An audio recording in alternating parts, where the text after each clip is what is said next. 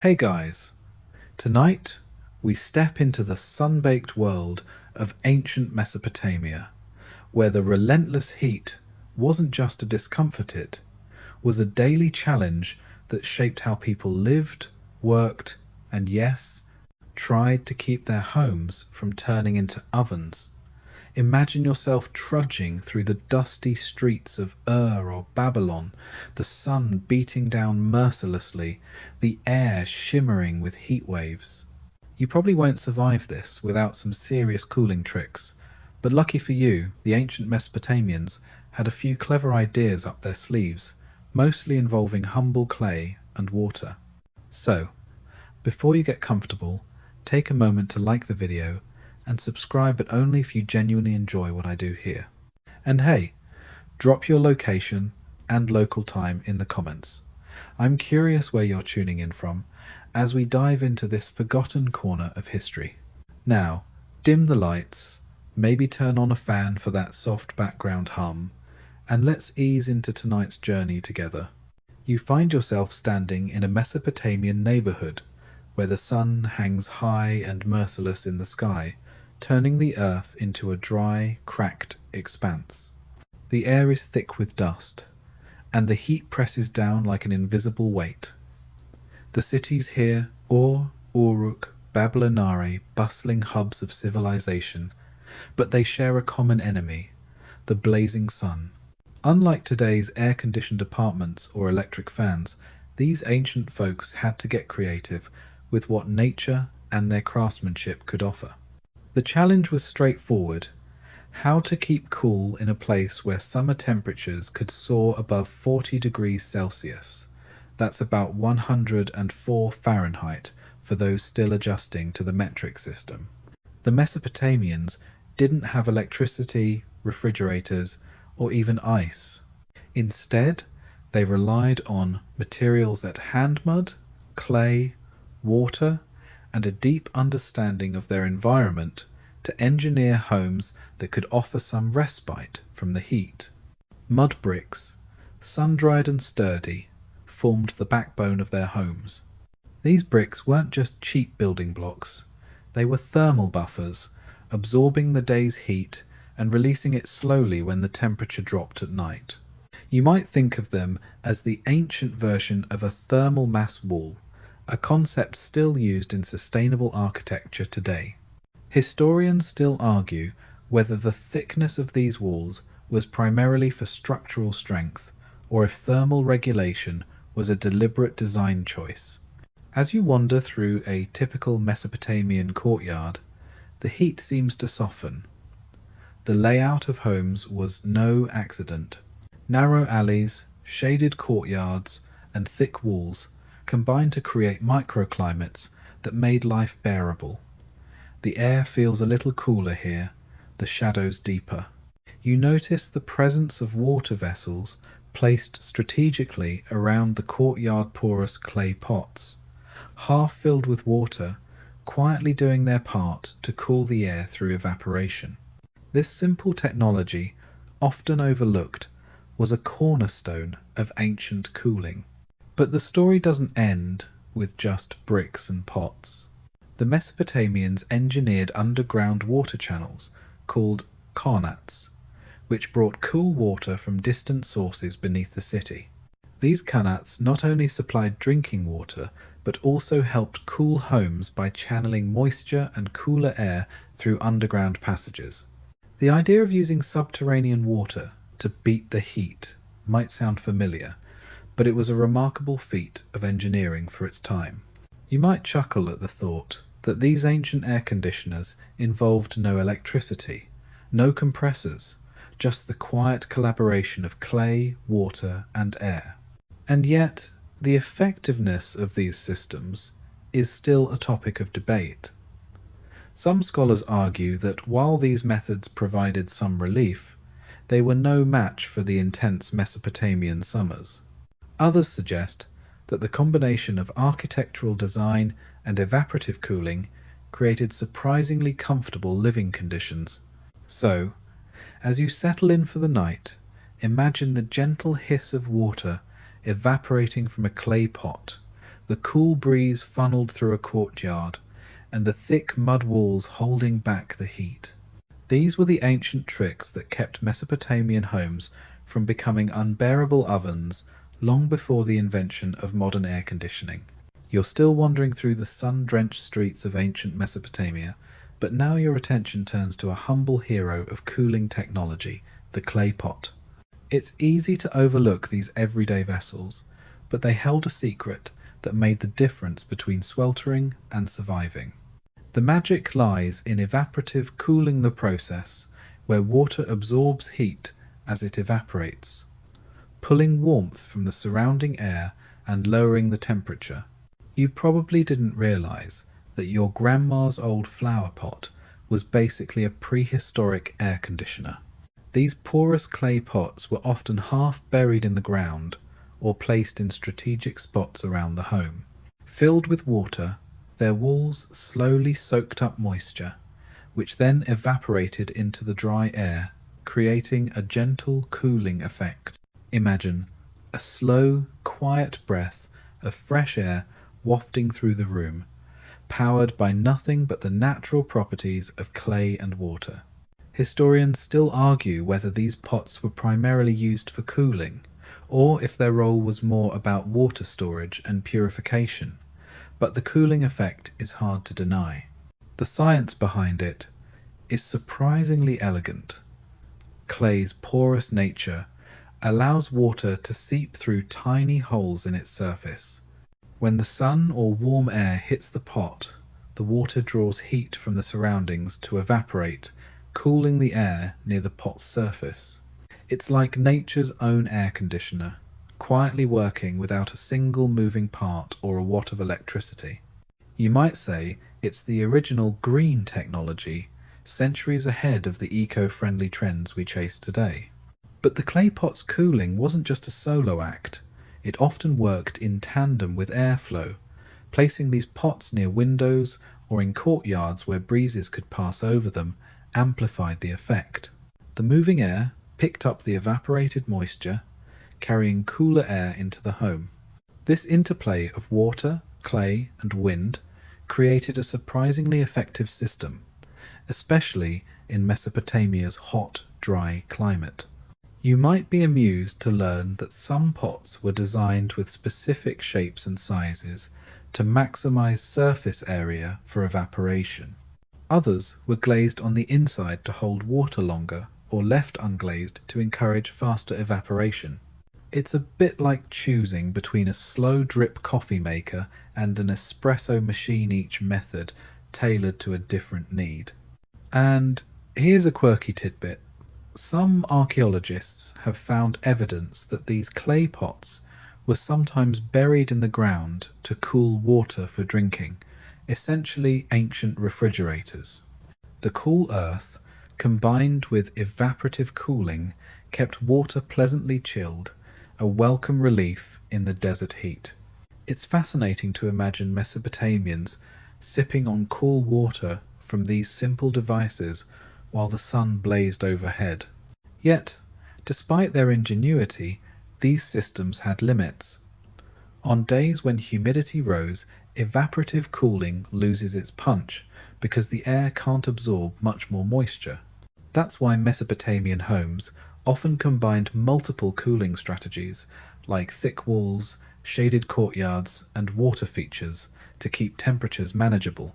Historians still debate how widespread and effective these clay pot cooling systems really were, given the variability of climate and social status. So, next time you see a clay pot, remember it's not just a vessel for flowers or cooking, it's a relic of ancient climate control, a testament to human creativity in the face of relentless heat. The Mesopotamians might not have had AC units, but they had something just as clever, quietly cooling their homes one evaporating drop at a time. You step closer to the walls of a Mesopotamian home and run your hand over the rough, sun-baked mud bricks. They're warm to the touch, but not scorching, thanks to their thick, dense nature. These mud bricks were the primary building material for houses, temples, and even city walls. and they played a surprisingly important role in keeping interiors cool. Unlike modern concrete or glass, mud bricks have natural insulating properties that helped buffer the intense daytime heat and release it slowly during the cooler nights. Made from a mixture of clay, water, and straw, these bricks were sun-dried rather than kye-line-fired, which made them affordable and widely available. You can almost smell the earthy scent of dried mud and crushed straw as you imagine the labourers shaping and stacking these bricks under the hot Mesopotamian sun. The straw wasn't just filler, it added tensile strength to the bricks, preventing cracking and giving the walls a bit of flexibility. Think of it as the ancient version of rebar in concrete. Historians still argue whether the thickness of these walls was primarily for structural stability, or if thermal regulation was a deliberate architectural choice. Some suggest that the walls, often over a foot thick, acted as thermal masses, absorbing heat during the day and releasing it slowly at night, creating a more stable indoor temperature. Others believe the design was more about defense and durability, with cooling benefits being a happy side effect.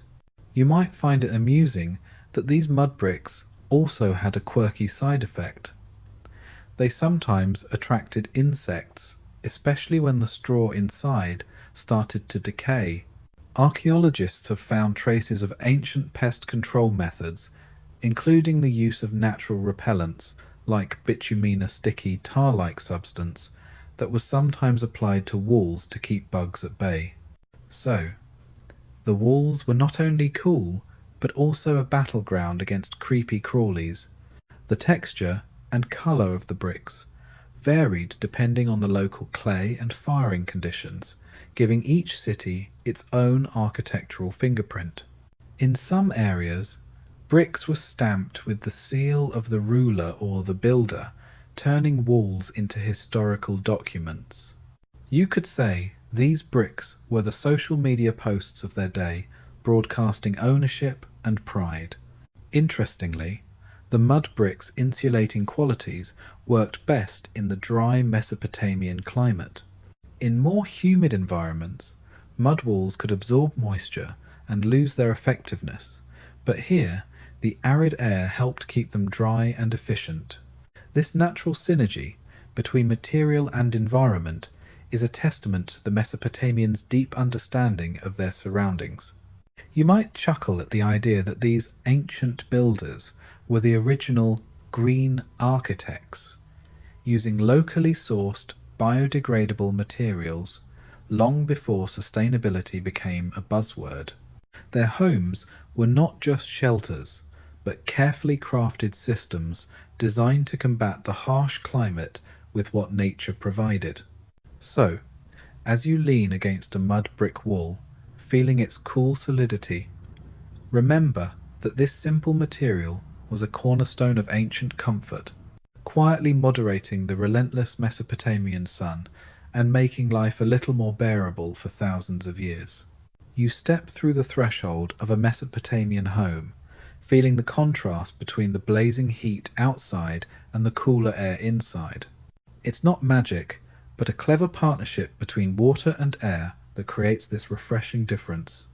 The ancient Mesopotamians understood how to harness airflow and moisture to cool their living spaces, essentially inventing a natural air conditioner long before electricity was a thing. At the heart of this system is the principle of evaporative cooling.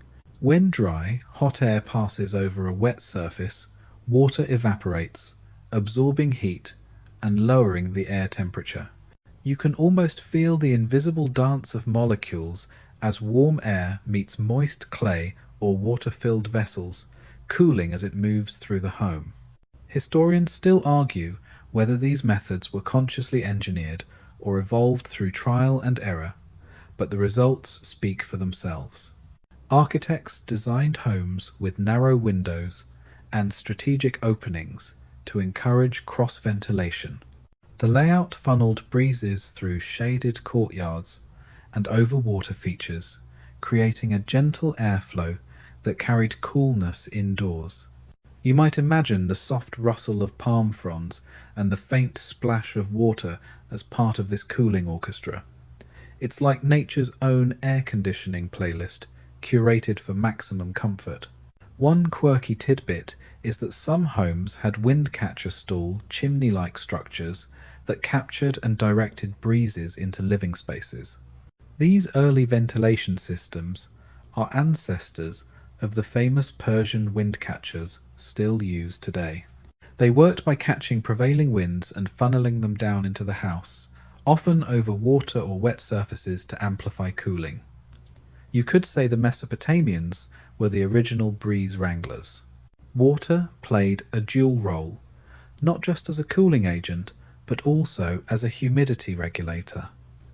In the dry Mesopotamian climate, adding moisture to the air made the heat feel less oppressive. But too much humidity could backfire, making the air sticky and uncomfortable.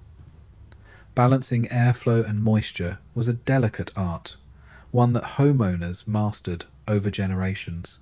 You might smile at the thought that these ancient cooling systems were essentially low-tech, eco-friendly air conditioners, no filters, no refrigerants, just smart design and natural elements. It's a stark contrast to today's energy-hungry machines, reminding us that sometimes the simplest solutions are the best. Historians still debate how effective these airflow and moisture systems were on the hottest days, especially during heat waves. Some suggest that while they didn't lower temperatures dramatically, they provided enough relief to make indoor life tolerable. Others argue that the psychological comfort of shaded, breezy spaces was just as important as the actual temperature drop.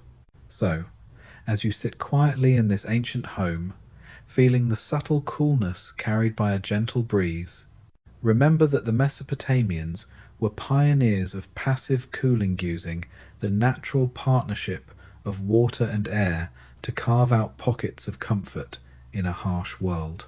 You find yourself tracing the hidden veins beneath the bustling streets of Mesopotamia, where the Karnat system quietly channels life-giving water far from its source. These underground tunnels weren't just irrigation marvels, they were vital to cooling homes and cities in a land where the sun's fury was relentless. Imagine cool flowing water beneath your feet, bringing relief not just to crops, but to the very air you breathe indoors. Karnats are gently sloping underground channels that tap into aquifers or springs, transporting water over long distances without the need for pumps.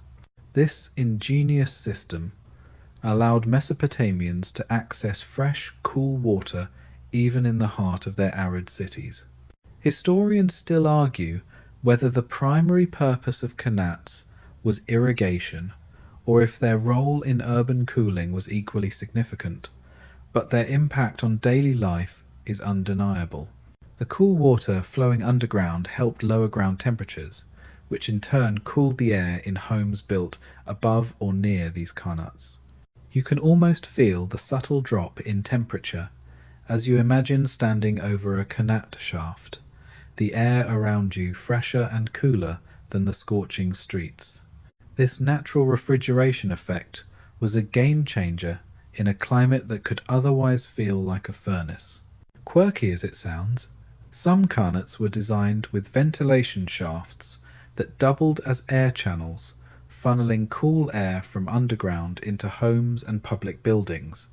Think of it as an ancient version of ductwork, quietly delivering a breeze without any fans or motors.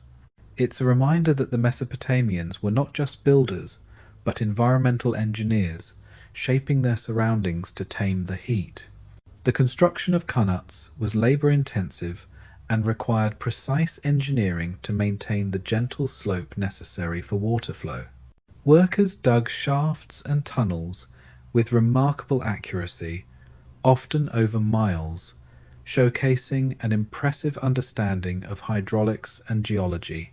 You might chuckle at the thought of ancient surveyors using nothing but simple tools and keen observation to achieve what still impresses modern engineers. These underground waterways also played a role in the social fabric of Mesopotamian cities. Access to Qanat water could determine the prosperity of a household or district, linking water rights to social status. You might imagine the quiet envy of neighbours whose homes enjoyed the cool breeze wafting from a nearby Qanat shaft. Historians still debate how widespread the use of Qanats was within urban settings versus rural agriculture. Some suggest that while Qanats were primarily agricultural, their cooling benefits in cities were a fortunate side effect. Others argue that urban planners deliberately integrated Qanats into city layouts to maximize comfort. So, as you stand above a Qanat shaft, feeling the cool air rising from the depths, remember that beneath the ancient Mesopotamian cities flowed a hidden network of water and air, quietly battling the desert heat and bringing life and coolness to a thirsty land. You pause by a cluster of earthenware vessels scattered around a courtyard, their sun-baked surfaces rough and warm to the touch. These aren't just ordinary pots. They're the unsung heroes of Mesopotamian cooling systems, quietly working to lower the temperature, one evaporating drop at a time. Unlike the clay pots you might find in a kitchen today, these vessels were often specially crafted to maximize their cooling potential. Porous and unglazed, these earthenware pots allowed water to seep slowly through their walls, creating a constant surface for evaporation. You can almost hear the faint whisper of moisture escaping into the dry air, a subtle but effective way to cool the surrounding space. Historians still argue whether these vessels were primarily for storing water, or if their cooling function was a deliberate design feature, but the evidence points to a clever dual purpose. Some pots were shaped to increase surface area, with wide, rounded bodies that exposed more clay to the air. Others were placed on stands or partially buried in the ground to enhance airflow and cooling. You might smile at the thought that these ancient designers were already experimenting with ergonomics and efficiency centuries before those terms became trendy. A quirky tidbit: archaeologists have uncovered pots with tiny holes or perforations, almost like ancient version of a humidifier, allowing controlled evaporation to cool the air without wasting too much water. It's a delicate balance, especially in a desert environment where every drop counted. These vessels were often placed near windows, doorways, or in shaded courtyards to catch passing breezes. The moving air picked up the evaporated moisture, carrying cooler, more humid air into the home. It's a bit like nature's own fan, powered by nothing but wind and water. Interestingly, some homes had multiple pots working in concert, creating a network of evaporative cooling stations. You might imagine a gentle cascade of cooling pockets, each pot contributing to a more comfortable indoor climate. This decentralized system meant that even if one pot dried out or cracked, others would keep the cool air flowing. Maintenance was key. Pots needed regular refilling and cleaning to prevent algae growth or mineral buildup, which could block pores and reduce effectiveness. You might chuckle at the thought of ancient homeowners carefully tending their air conditioners, much like we do with our modern machines. Historians still debate how effective these earthenware cooling systems were during peak summer heat, especially when humidity levels fluctuated. Some suggest they provided modest relief, while others argue that their psychological comfort was as important as any measurable temperature drop.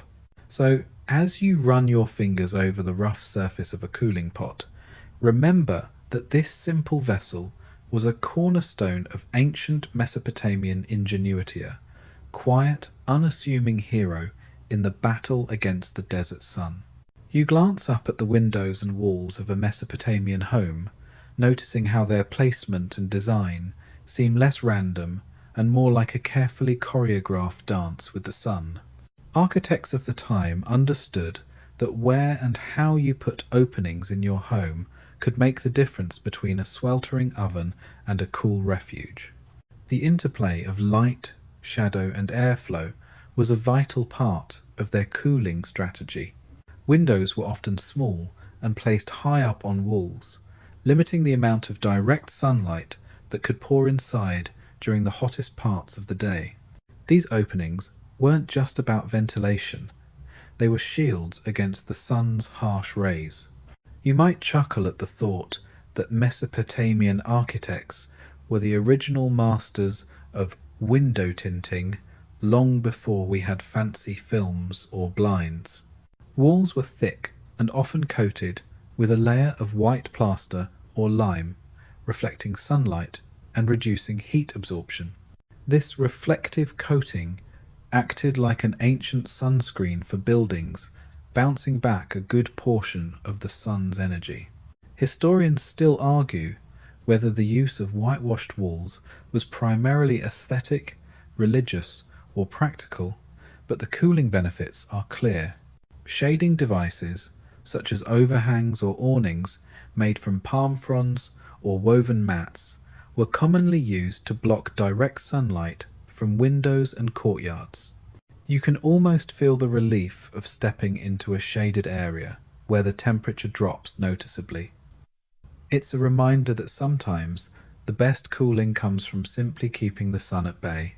Some homes featured recessed windows set back into thick walls to create natural shade and reduce glare.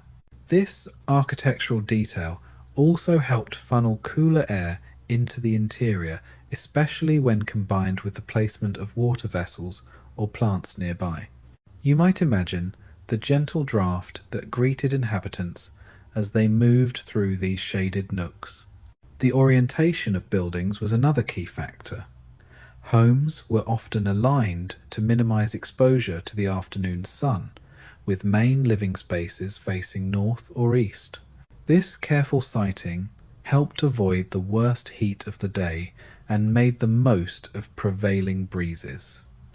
You could say the Mesopotamians were early practitioners of passive solar design, centuries before the term was coined.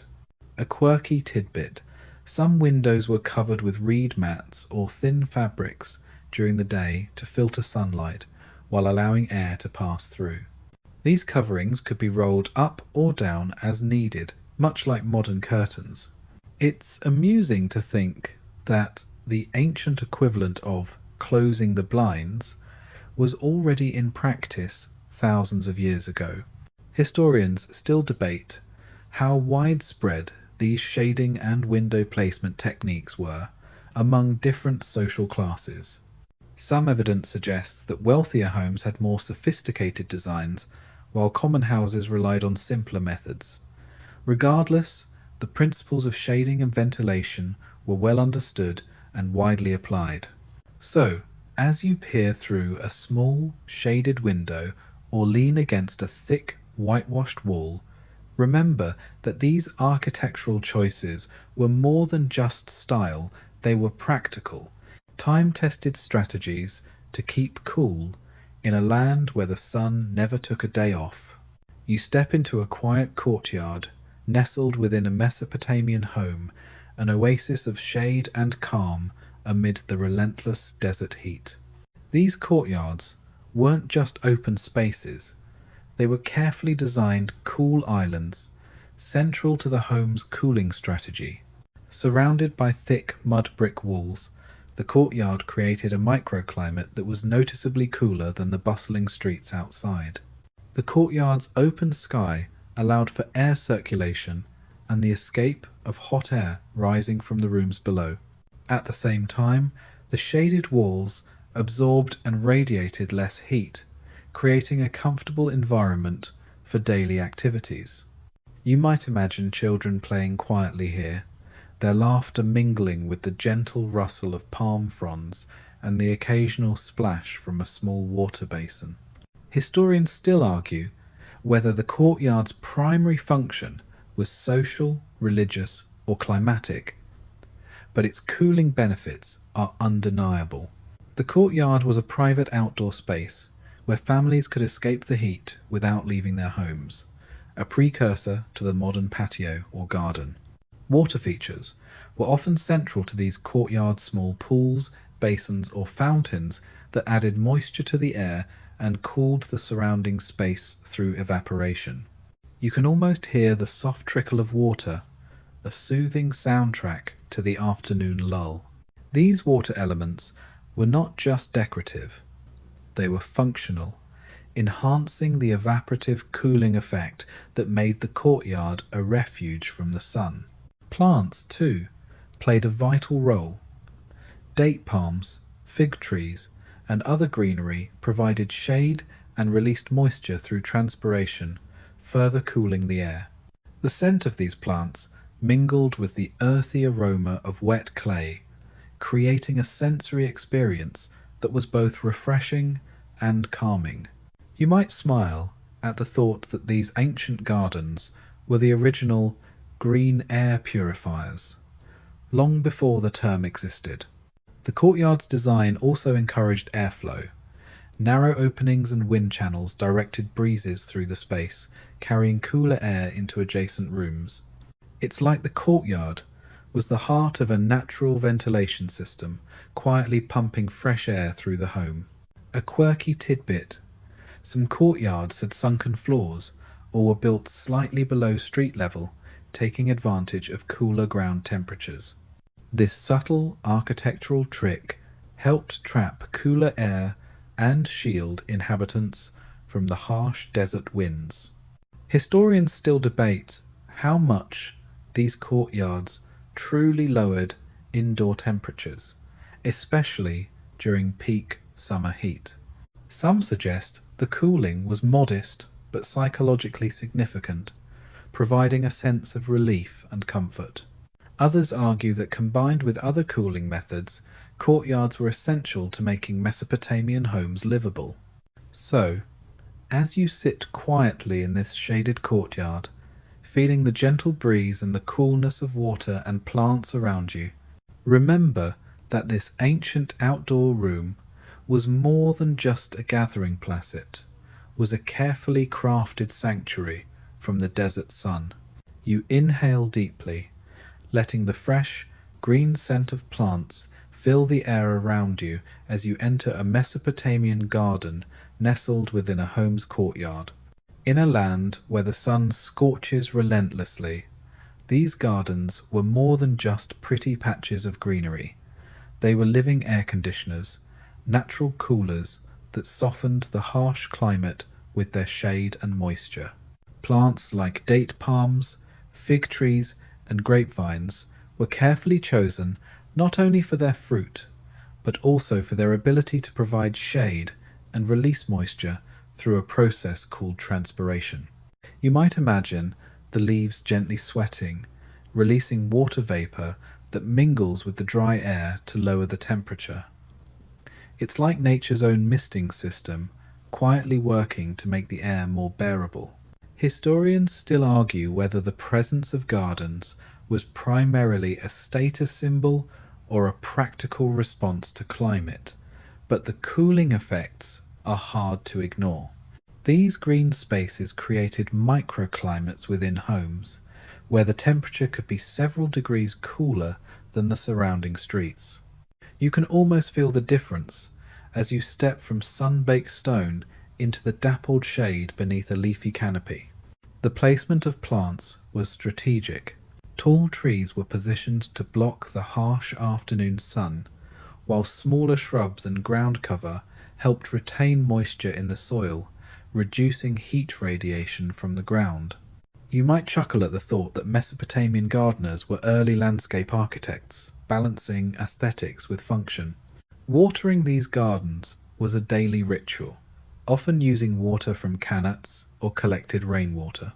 The moist soil and plant surfaces enhanced evaporative cooling, making the garden a natural air conditioner. You might imagine the coolness radiating from the damp earth, a welcome contrast to the dry heat outside.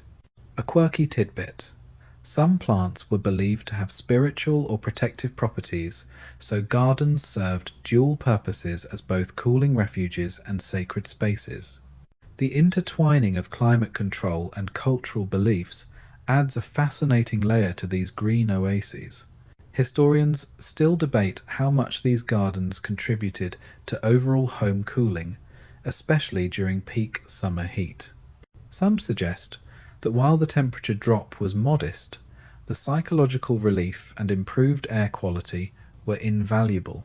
So, as you rest beneath the shade of a date palm, feeling the cool breeze and smelling the earth's freshness, remember that Mesopotamian gardens were more than just decoration. They were vital, living parts of an ancient climate control system, blending nature and necessity in perfect harmony. As the sun dips below the horizon, casting long shadows across the Mesopotamian landscape, a new chapter of cooling begins. The stifling heat of the day gradually yields to the cooler temperatures of the night, prompting ancient inhabitants to embrace a different strategy: night cooling and sleeping under the stars. You find yourself drawn outside, anticipating the relief the evening air promises after hours of relentless heat. This practice wasn't just about escaping the stuffy confines of thick-walled homes. It was a deliberate act of thermal management. During the day, the massive mud brick walls absorbed the sun's heat. At night, as the external air cooled, these walls slowly radiated their stored warmth inwards, making indoor spaces less comfortable than the outside. You might chuckle at the irony. The very insulation that protected you during the day could become a thermal burden at night. So, families would often move their sleeping mats to rooftops, open courtyards, or even specially designed sleeping platforms. Imagine stretching out on a woven mat, feeling the soft breeze on your skin, and gazing up at a sky full of stars untouched by city lights. It's a sensory experience that speaks of a profound connection to the natural rhythms of their environment. Night ventilation was key. Homes were often designed with openings that could be unsealed at night to allow cooler air to flow through, purging the heat accumulated during the day. This cross-ventilation was essential for preparing the interior spaces for the next day's heat. You could almost hear the house breathing as it exhaled the day's warmth and inhaled the night's coolness. Historians still argue whether this practice was universal across all social strata, or if wealthier households had more sophisticated indoor cooling options that reduced the need for outdoor sleeping. However, archaeological evidence and textual records suggest it was a common and important part of Mesopotamian life. A quirky tidbit: some buildings incorporated elements like open-air loggias or elevated terraces specifically designed for nocturnal comfort. These spaces were often equipped with low walls or screens to provide a modicum of privacy while still allowing maximum airflow. It's amusing to think that ancient sleep architecture was primarily about maximizing exposure to the night sky. This nocturnal migration also had a social dimension. Neighbors might gather on rooftops to chat and escape the heat, creating a sense of community under the vast Mesopotamian sky. You might imagine the quiet murmur of conversations drifting across the rooftops as families settled in for the night.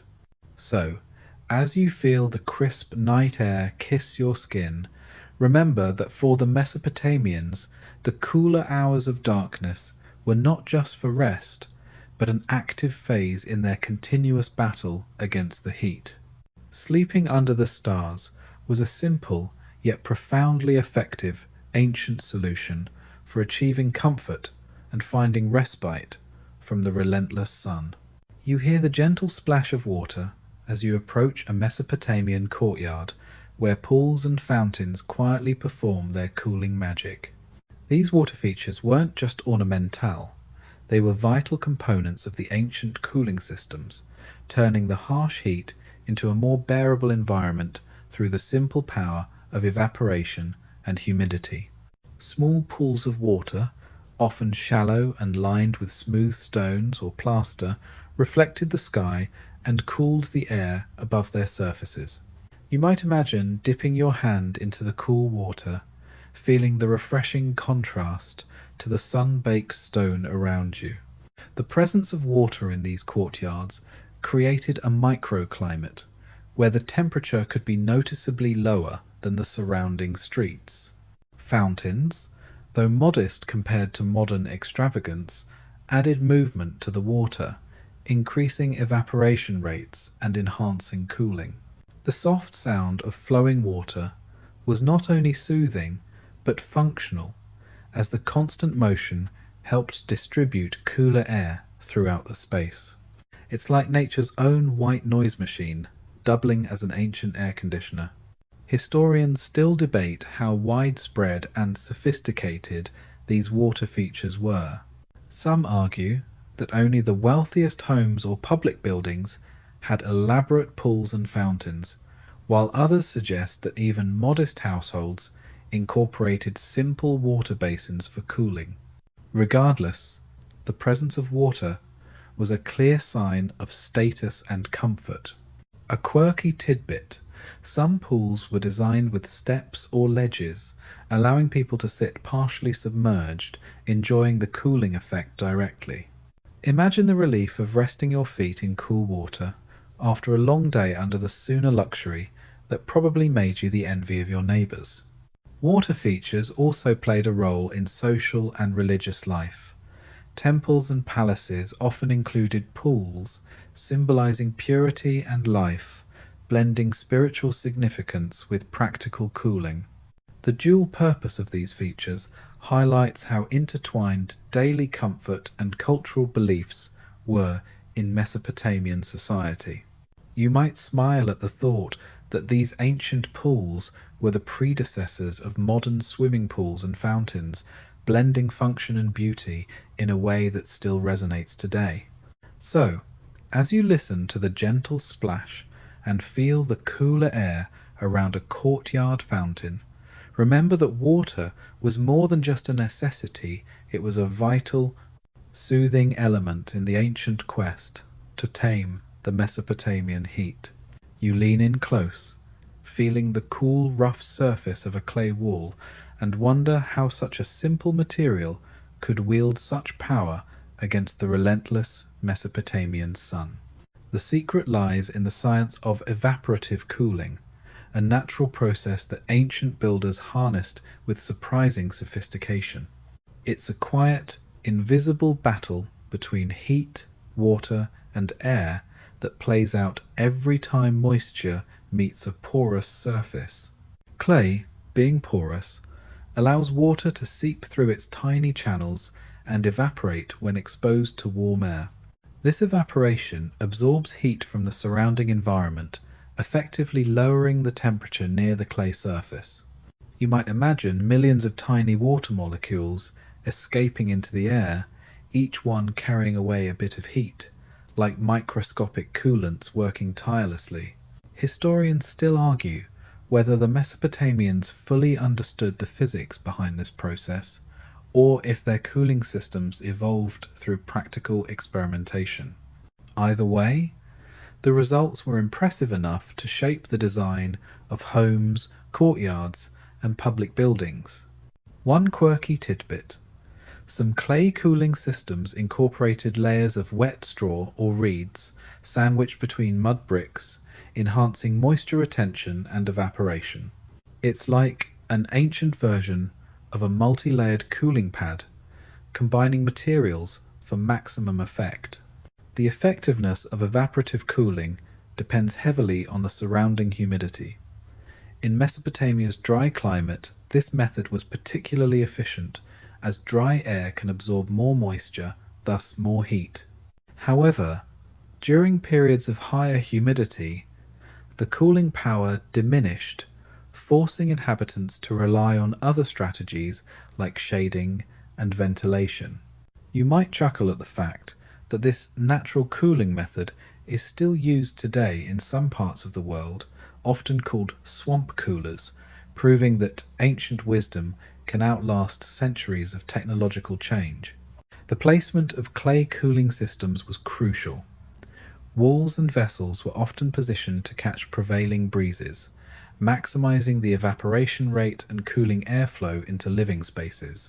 This careful orchestration of elements shows a deep understanding of environmental dynamics.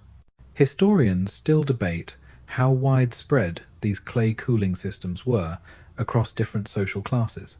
Some evidence suggests that wealthier homes had more elaborate setups, while simpler versions were common in modest dwellings.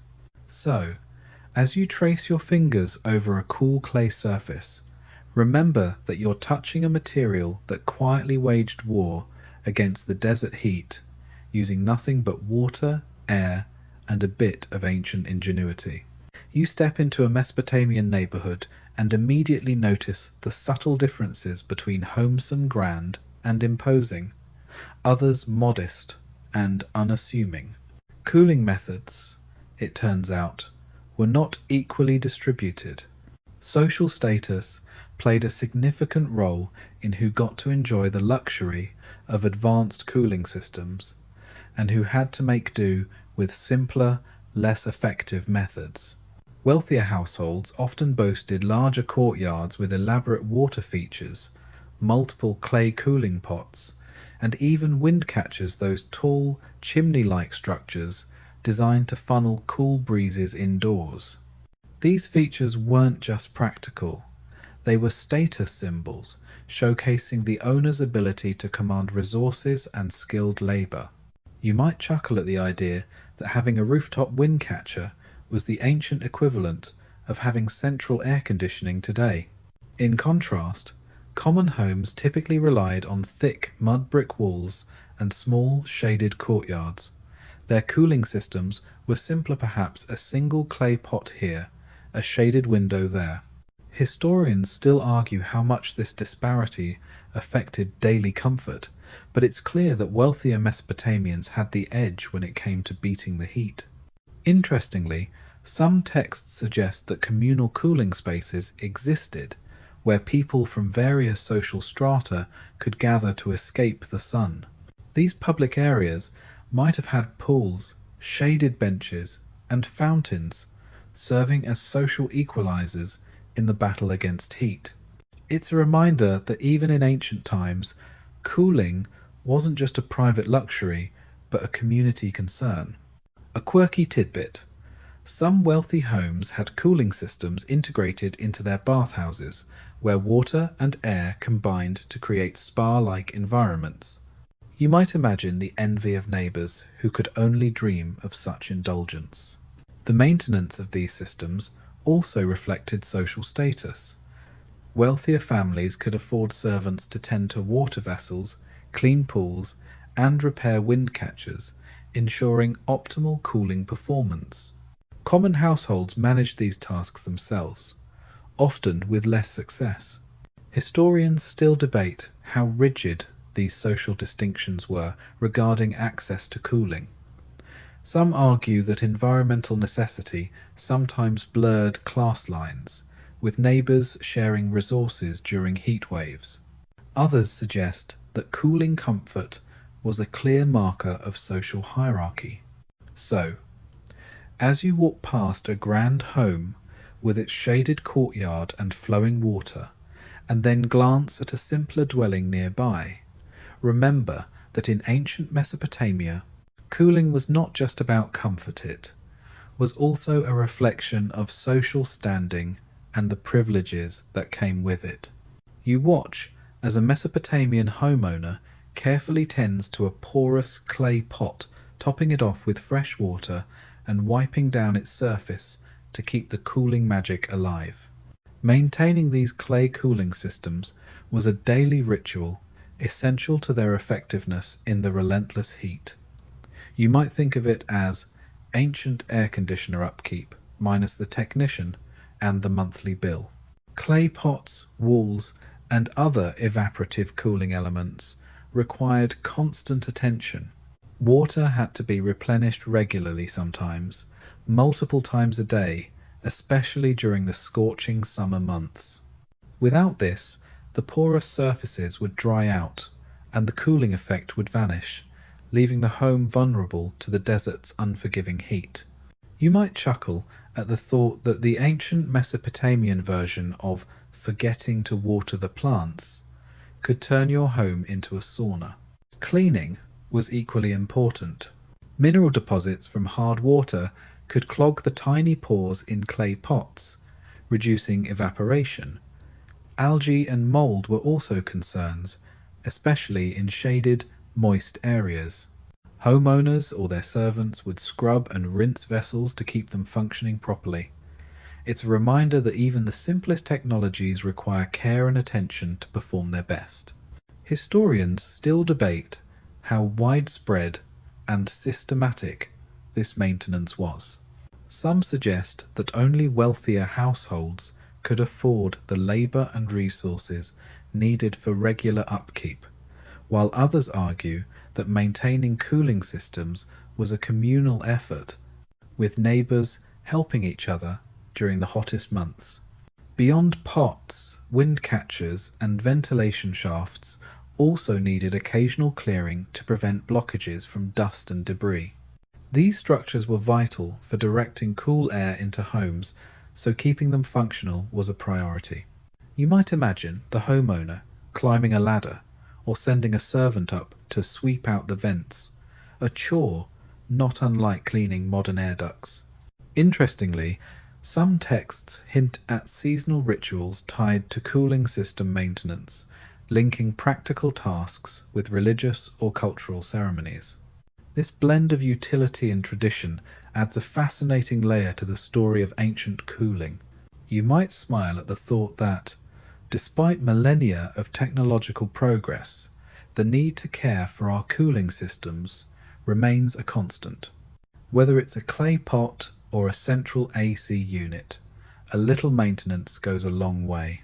So, as you imagine the daily rituals of refilling, cleaning, and tending to these ancient cooling devices, remember that comfort in Mesopotamia wasn't just about invention, it was about dedication and care, a quiet labour against the heat that kept homes livable and lives bearable.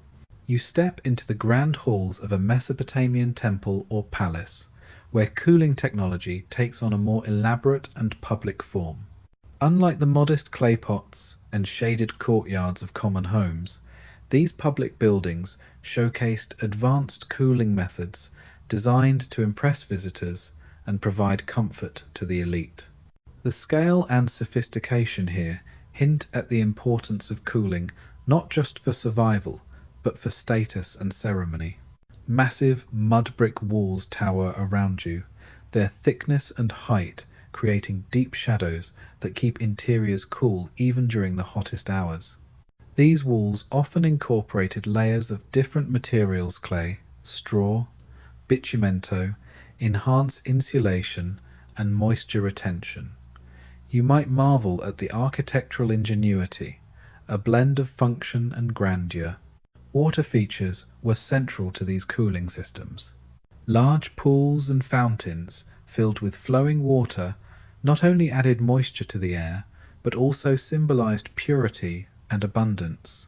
The gentle sound of water echoed through courtyards and halls, creating a serene atmosphere that contrasted with the harsh desert outside. It's easy to imagine priests or royalty strolling through these spaces, enjoying both spiritual and physical refreshment. Wind catchers and ventilation shafts were more elaborate here, sometimes decorated with intricate carvings or inscriptions. These structures funneled cool air into the building's core, circulating it through interconnected rooms and corridors. You might chuckle at the thought that these were the ancient equivalents of modern HVAC systems, but without the hum of machines, just the whisper of wind and water. Historians still argue how effective these grand cooling systems were compared to those in private homes. Some suggest that their primary function was symbolic, showcasing the ruler's power and control over nature. Others believe that the comfort of priests, officials, and guests was a genuine concern, reflecting an early understanding of environmental design. A quirky tidbit: some palaces had cool rooms or chambers specifically designed for respite during heat waves, featuring thick walls, water basins, and strategic ventilation. These spaces might have been the ancient equivalent of a luxury spa or retreat. Maintenance of these cooling systems was a significant undertaking, requiring skilled labourers to manage water flow, clean vessels, and repair structures. The resources devoted to this effort highlight the importance placed on cooling in public and ceremonial life. So, as you wander through these grand spaces, feeling the cooler air and hearing the splash of fountains, I remember that Mesopotamian public buildings were not just centres of power, they were also showcases of ancient climate control, blending art, engineering, and social hierarchy in the quest for comfort. As the seasons shift, you notice how Mesopotamian homes subtly transform to meet the changing demands of the climate. Cooling strategies weren't static. They adapted with the rhythm of the year, especially during the brutal heat waves that could turn even the most resilient into puddles of sweat. You might think of it as ancient seasonal air conditioning, a dynamic dance between architecture and environment.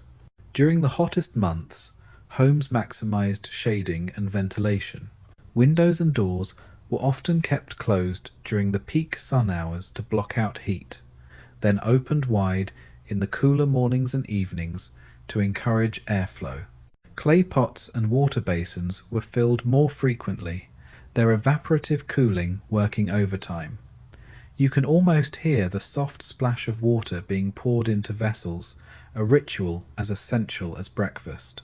Historians still debate how precisely these seasonal adjustments were planned versus improvised.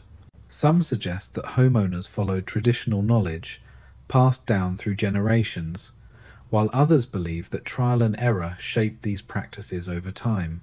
In cooler seasons, the focus shifted. Thick mud brick walls and smaller openings helped retain warmth during chilly nights, and water features were sometimes drained to prevent excessive humidity. You might chuckle at the irony that the same systems designed to cool could become a liability when temperatures dropped. A quirky tidbit: some homes had removable shading devices, woven mats, or reed screens that could be rolled up or down depending on the season. This flexibility allowed residents to fine-tune their exposure to sun and breeze, a bit like adjusting blinds or curtains today. The layout of homes also reflected seasonal needs. Courtyards might be used more extensively in spring and autumn when temperatures were milder, serving as social hubs and cooling centres. In contrast, during peak summer, indoor spaces with thick walls and shaded openings became sanctuaries from the heat. Historians still argue about the extent to which these seasonal strategies were uniform across Mesopotamia. Variations in local climate, social status, and urban versus rural settings likely influenced how homes adapted. So, as you imagine the ebb and flow of life through the seasons, remember that Mesopotamian cooling was not a one-size-fits-all solution. It was a living system, responsive and flexible, shaped by the relentless sun and the clever minds determined to outsmart it.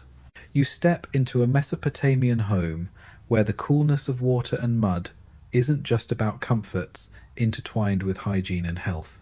In a time before modern plumbing and antiseptics, managing cleanliness was a challenge, especially in a hot climate that could accelerate the spread of disease. Cooling systems and hygiene practices often overlapped, creating a delicate balance between staying clean and staying cool. Water was central to both. Regular washing was a ritual, with basins and vessels used for personal cleansing and household chores. You might imagine the refreshing splash of water on skin, a momentary escape from the heat. The same water that cooled the air through evaporation also helped keep dirt and grime at bay. Mud and clay surfaces were surprisingly hygienic. Their porous nature allowed them to absorb moisture, but also trapped dust and impurities, which could be washed away with regular cleaning. Some homes had designated areas for washing, often near water sources like canets or wells, highlighting the importance of cleanliness in daily life. Historians still debate how widespread these hygiene practices were and how much they contributed to public health. Some argue that cooling systems inadvertently helped reduce disease by promoting cleanliness and reducing stagnant air, while others suggest that limited water availability constrained hygiene efforts. A quirky tidbit: ancient texts mention the use of natural antiseptics like bitumen and certain plant extracts applied to walls and vessels to prevent mold and bacteria growth. It's fascinating to think that Mesopotamians were early practitioners of what we'd now call antimicrobial treatments. The interplay between cooling and hygiene extended to clothing and bedding as well. Lightweight, breathable fabrics were preferred, allowing sweat to evaporate and skin to breathe. Bedding materials were often made from reeds or woven fibers, which could be aired out and cleaned easily. You might smile at the thought that, despite the lack of modern sanitation, Mesopotamians developed a sophisticated understanding of how environment, cleanliness, and comfort were connected. Their homes were not just shelters from heat, but carefully managed spaces promoting health and well-being.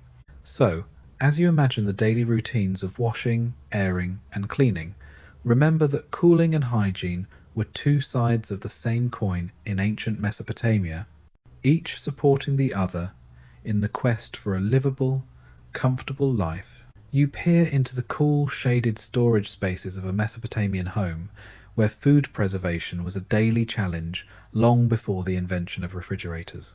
Keeping food fresh in the blistering heat demanded clever use of the natural cooling methods available, turning parts of the home into primitive pantries and cold rooms. Thick mud brick walls and shaded courtyards provided naturally cooler environments for storing perishable goods. You might imagine baskets of dates, grains, and dried fish tucked away in these cool corners, safe from spoilage. The thermal mass of the walls helped maintain a stable temperature, slowing down the decay process. Water played a crucial role here too. Some homes had underground storage pits lined with clay and filled with water or moist sand, creating a cool, humid environment perfect for preserving fruits and vegetables. It's a bit like an ancient root cellar, using Earth's natural coolness to extend shelf life. Historians still debate how sophisticated these storage methods were and how widely they were used across different social classes. Some evidence suggests that wealthier households had dedicated cold rooms or cellars, while commoners made do with simpler solutions.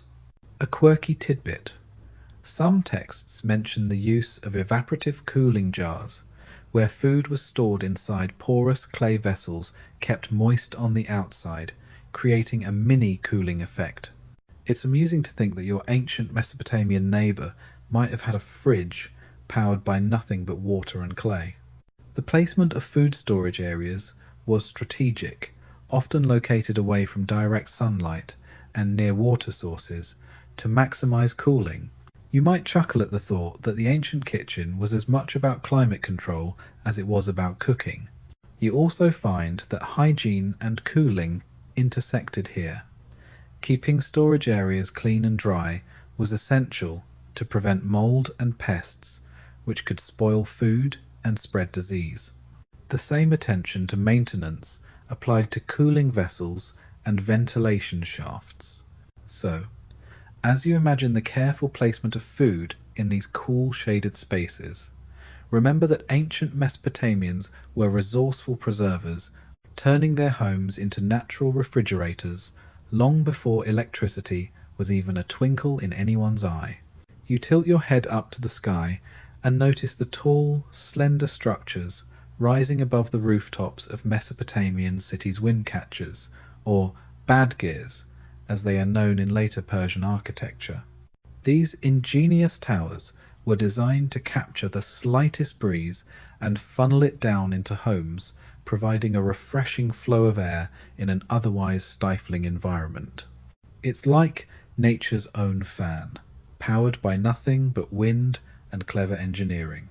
The basic principle is simple but effective. The wind catcher catches prevailing winds at the top, directing them down a vertical shaft into the cooler, shaded interiors of the home. As the air descends, it cools further if it passes over water or moist surfaces, enhancing the evaporative cooling effect. You might imagine the gentle rush of air brushing past your skin, a welcome relief from the desert heat. Historians still argue about how common wind catchers were in Mesopotamia itself, as most surviving examples come from later Persian and Arabian architecture. Some suggest that early versions or similar ventilation techniques existed in Mesopotamia but left little archaeological trace. Others believe that the concept was borrowed and refined by neighbouring cultures. A quirky tidbit: some wind catchers were designed with multiple openings facing different directions, allowing them to catch breezes regardless of wind direction. It's like having a 360-degree fan, always ready to cool you down. The size and complexity of wind catchers varied widely. Wealthier homes and public buildings might have tall, ornate towers, while simpler versions served modest houses. You might chuckle at the thought that even in ancient times there was a luxury model and a budget version of cooling technology. Maintenance was crucial, Vince, and shafts needed to be kept clear of dust and debris to ensure airflow.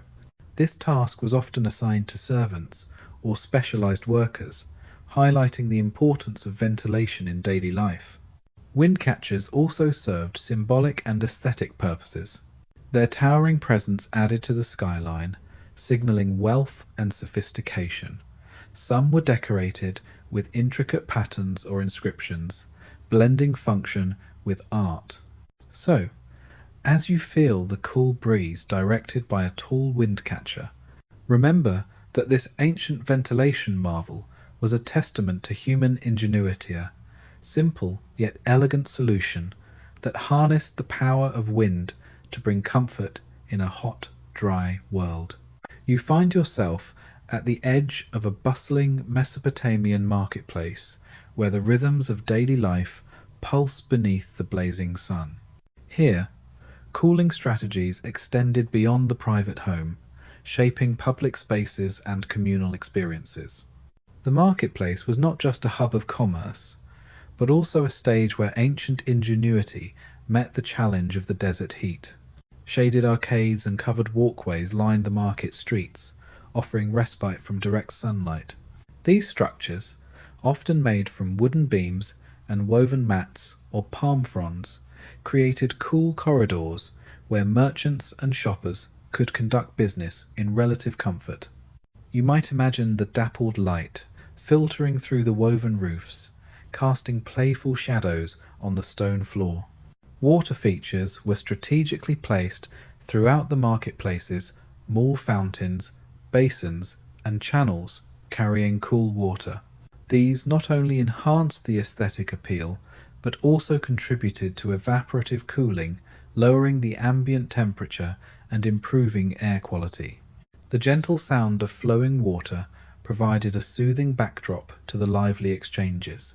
Historians still debate how extensive and sophisticated these public cooling systems were.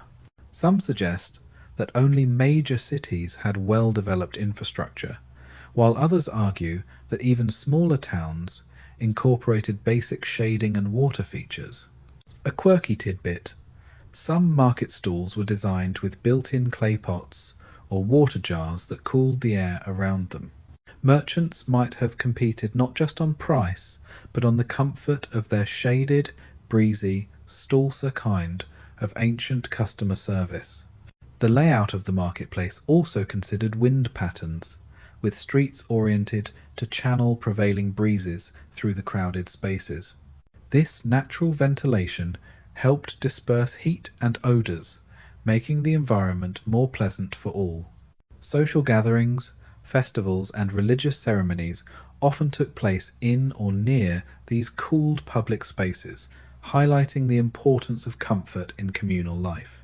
You might smile at the thought that even thousands of years ago, people understood that a cool environment fostered connection and celebration. Maintenance of these public cooling features was a community effort, with city officials and citizens alike responsible for keeping water flowing and shading intact. This collective care underscores the value placed on comfort and social well-being. So, as you stroll through the shaded marketplace, feeling the cool breeze and hearing the splash of water, remember that Mesopotamian public spaces were thoughtfully designed to beat the heat-bringing relief, beauty, and community together under the desert sun. As you wander through the ancient streets, you notice the strategic use of color and surface texture in Mesopotamian architecture, subtle yet effective tools in the battle against the sun's relentless heat. It's a reminder that cooling wasn't just about airflow and water, it was also about reflecting and absorbing light in ways that minimized heat gain. Walls and roofs were often coated with light-colored plaster or lime, materials that reflected sunlight rather than absorbing it. This reflective coating acted like a natural sunscreen for buildings, keeping interiors cooler during the scorching daytime hours. You might imagine the bright, almost glowing surfaces shimmering under the desert sun, a visual cue of the city's resilience.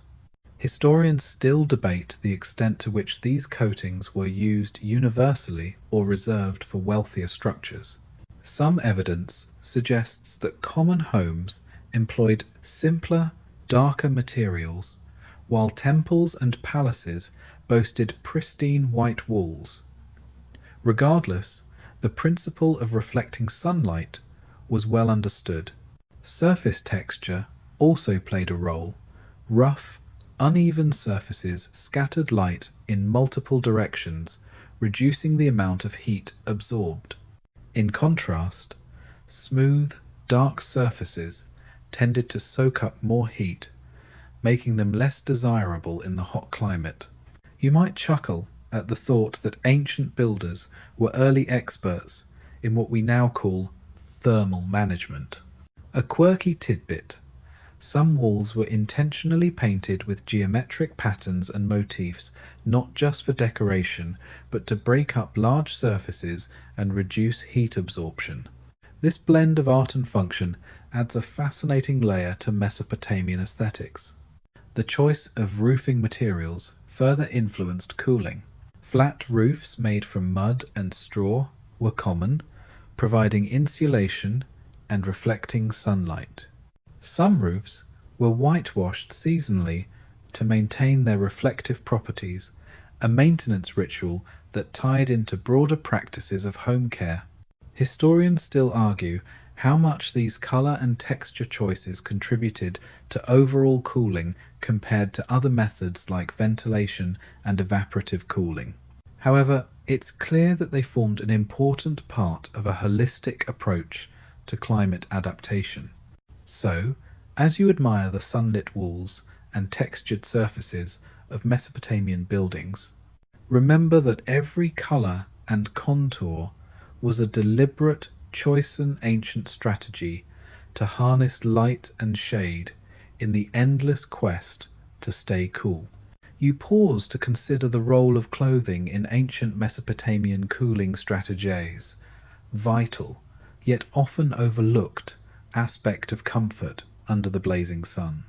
The fabrics, styles, and colours chosen were not just cultural expressions but practical adaptations to the harsh climate, helping inhabitants manage heat and stay comfortable throughout the day. Lightweight, breathable materials like linen and wool were commonly used, prized for their ability to wick away sweat and allow air circulation. You might imagine the soft rustle of linen garments as people moved, the fabric catching breezes and facilitating evaporative cooling of the skin. These materials were carefully woven to balance durability with comfort, a testament to Mesopotamian textile craftsmanship.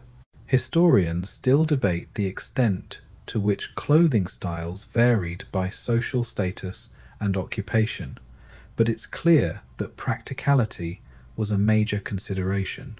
Loose-fitting robes and tunics allowed for maximum airflow, while head coverings protected against direct sunlight and helped retain moisture near the skin. A quirky tidbit: some garments were dyed in light colours, reflecting sunlight rather than absorbing it. White and pale hues were popular, not just for aesthetic reasons, but as a natural defence against heat. You might chuckle at the thought that ancient fashion was as much about climate control as it was about style. Accessories like veils, shawls, and wide-brimmed hats further enhanced cooling by shading the face and neck. These items also had cultural and religious significance, illustrating how function and tradition intertwined. Seasonal changes influenced clothing choices. In the cooler months, heavier fabrics and layered garments provided warmth, demonstrating a flexible wardrobe attuned to the environment. You might imagine the careful selection of attire each day, balancing comfort with social expectations. Historians also note that bathing and personal grooming complemented clothing strategies, with regular washing helping to cool the body and maintain hygiene in a hot climate. So, as you picture the flowing robes and sun hats of ancient Mesopotamians, remember that their clothing was a carefully considered element of survival, a wearable shield against the sun's relentless heat, blending practicality, culture, and comfort in equal measure. You step back and take in the big picture. Mesopotamian cooling methods were not isolated inventions, but parts of an interconnected system that combined architecture, water management, social practices, and cultural beliefs. This holistic approach allowed ancient inhabitants to thrive in one of the world's harshest climates, turning adversity into innovation. From the strategic placement of windows and courtyards to the ingenious use of qanats and wind catchers, every element worked in harmony. Water was both a precious resource and a cooling agent, carefully managed through underground channels and evaporative vessels. Social customs, from clothing choices to communal gatherings, complemented physical structures, creating an environment where comfort was a shared goal. Historians still debate the relative effectiveness of these methods, but the consensus is clear. Mesopotamians demonstrated remarkable environmental intelligence. Their solutions were sustainable, low energy, and deeply adapted to local conditions, offering lessons that resonate even today. A quirky tidbit: some scholars suggest that the ancient Mesopotamian focus on cooling influenced later architectural traditions across the Middle East and beyond, seeding ideas that evolved into the iconic wind catchers and courtyards of Persian and Islamic architecture. You might smile at the thought that in a world obsessed with high-tech climate control, the ancient Mesopotamians remind us that sometimes the best solutions come from observing and working with nature. So, as you reflect on the cool breezes, shaded courtyards, and flowing waters of Mesopotamia, Remember that these were not just survival tactics, they were expressions of human creativity and resilience, timeless strategies that continue to inspire.